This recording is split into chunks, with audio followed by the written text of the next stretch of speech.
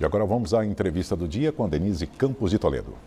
E vamos falar da decisão do Copom. Eu estou aqui com a Camila Abdelmalak, que é economista-chefe da Veda Investimentos. Camila, boa noite. Boa noite, Denise. Bom, uma decisão que não era para ter muita expectativa, mas teve muita expectativa. Hoje, muita pressão no mercado financeiro. O dólar chegou a bater nos 5,48, dia de feriado nos Estados Unidos, então não teve hoje interferência externa. Era preocupação mesmo após os embates ontem, as críticas de Lula a Campos Neto. E fica a dúvida, como é que ficam os indicados de Lula? E a decisão foi unânime.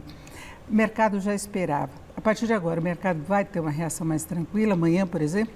Provavelmente amanhã o mercado deve repercutir positivamente com alívio do prêmio do risco nos ativos brasileiros. A gente acompanhou ao longo dos últimos meses os ativos domésticos sendo prejudicados pelo risco fiscal. Mais recentemente, a dúvida em relação ao futuro do Banco Central, porque tem a troca da presidência e no mês de maio houve a dissidência dos votos que deixou esse tema ainda mais efervescente. Então, é esperado que pelo menos amanhã o mercado sinta um alívio com essa unanimidade na decisão em relação à taxa de juros e a sinalização dentro do comunicado do Comitê de Política Monetária de que eles vão seguir persistentes no combate à inflação. Então, isso deve contribuir para uma recuperação dos ativos domésticos. Então, uma recuperação do real em relação ao dólar, uma descompressão da curva de juros e também aí um pouco mais de otimismo com o mercado acionário. Só que isso não é o suficiente, né, Denise? A gente sabe que não é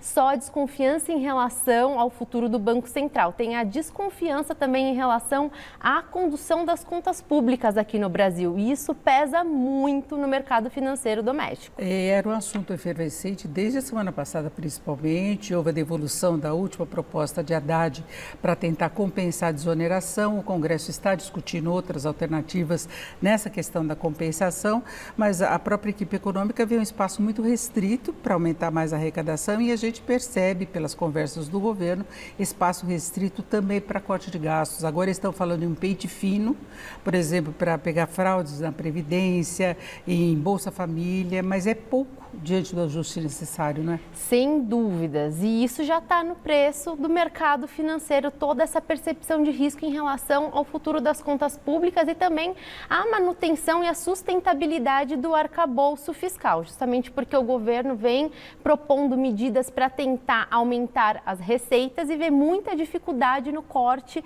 de gastos e o que os analistas enxergam não só para 2024, mas para 2025 é uma dificuldade em fechar as contas. Então, a gente enxerga uma tendência de elevação do endividamento público nos próximos anos, o que também dificulta um ambiente para o corte de juros aqui no Brasil. Tem essa preocupação com o fiscal, tem preocupação também com os juros nos Estados Unidos. Na eventualidade de ocorrer um corte, por exemplo, em setembro, pelo Federal Reserve, isso pode mudar um pouco a política de juros aqui no Brasil? Isso poderia favorecer. Um corte de juros nos Estados Unidos torna um ambiente mais favorável para o corte de juros aqui no Brasil.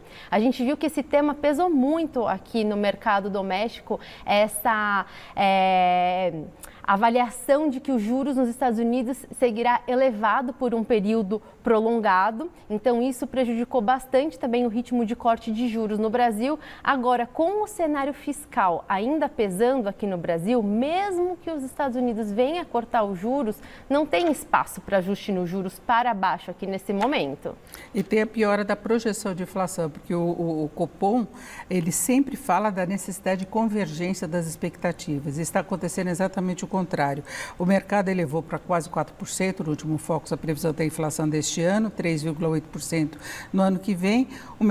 O Copom hoje fala em 4% neste ano, mais ou menos o que o mercado espera, mas 3,4% no ano que vem, e aí seria resultado da manutenção de juros altos.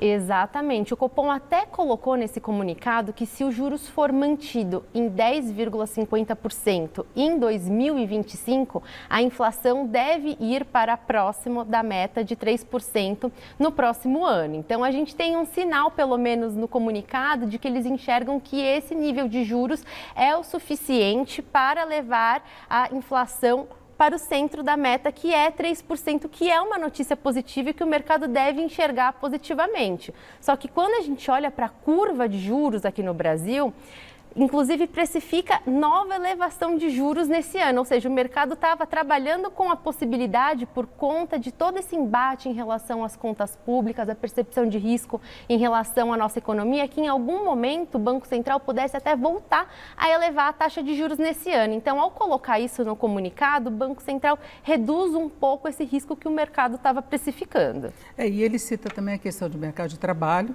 que tem sido um fator contrário ao início de corte dos juros nos Estados Unidos e aqui no Brasil, porque potencialmente aumenta o risco de mais pressões inflacionárias, porque aumenta a massa salarial, pode reforçar consumo, pode sancionar aumento de preços, né? Exatamente, muito bem colocado. A gente tem que olhar para a expectativa de inflação que o mercado tinha lá no início do ano. Então, a expectativa de inflação que o mercado tinha era próximo de 3,4% para o final de 2024, porque enxergava um enfraquecimento do mercado de trabalho. Só que há uma resiliência do mercado de trabalho, atividade econômica em alguns setores, como o agro, o setor de serviços, se mantém resiliente e há uma preocupação, sim, com o cenário inflacionário à frente. Então, a gente tem que, lógico, prestar atenção em relação a essas expectativas de inflação e como, eventualmente, o Banco Central pode voltar a agir com a política de juros. Bom, o mercado esperava a decisão unânime hoje, só que o mercado também especulou com a possibilidade de repente, o governo ter uma decisão diferente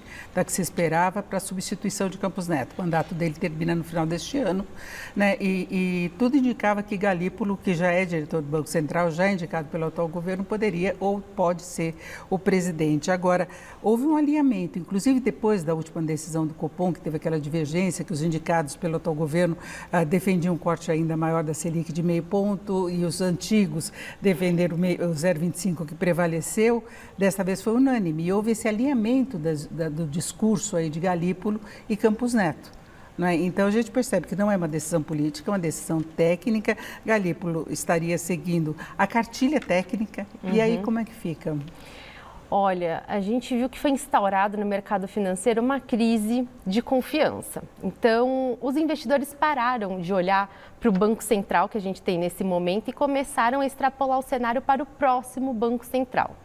Então, parece que não tem efeito a comunicação que está sendo feita agora por parte do Banco Central e o que os investidores querem entender é como será feita a condução da política monetária no futuro. E é aí que mora todo o risco e toda essa sensação de incerteza em relação aos ativos domésticos, porque no mercado tem um consenso de que a substituição do presidente será alguém mais alinhado à política econômica do atual governo. Então, uma política mais favorável ao corte de juros, mesmo num ambiente ainda de risco inflacionário. Então, o centro das atenções nesse momento é a substituição da presidência do Banco Central e essa leitura que o mercado tem de que será alguém alinhado às ideias do governo. O Galípolo, em tese, passou no teste do mercado a ter essa decisão técnica que era mais do que prevista, a manutenção da Selic. Agora pode vir um outro nome alinhado ao governo, que seria um grande risco por todo o impacto que a insegurança gera no mercado, essa disparada do dólar que pode bater na inflação, a curva do juros sobe independentemente da Selic estar no nível mais baixo. Então a gente tem acompanhado isso, né? Exatamente, é uma crise de confiança. Quando a gente olha para os dados nesse momento, a gente tem um cenário favorável da economia brasileira. Você bem colocou uma taxa de desemprego próxima de 7,2%, um PIB ainda favorável. A gente vê que tem setores da economia, mesmo com essa taxa de juros, que ainda conseguem performar bem, mas a gente tem aí uma incerteza muito grande em relação ao futuro do Banco Central e como que vai ser toda essa substituição em relação à diretoria por lá. O que a gente espera é que o governo perceba, né, as consequências de qualquer coisa que fuja da questão técnica, né? Teve essa interferência da Petrobras, hoje a posse da nova presidente alinhada com o que o governo espera, agora Banco Central é uma coisa diferente, né? Até porque ele tem autonomia para fechar.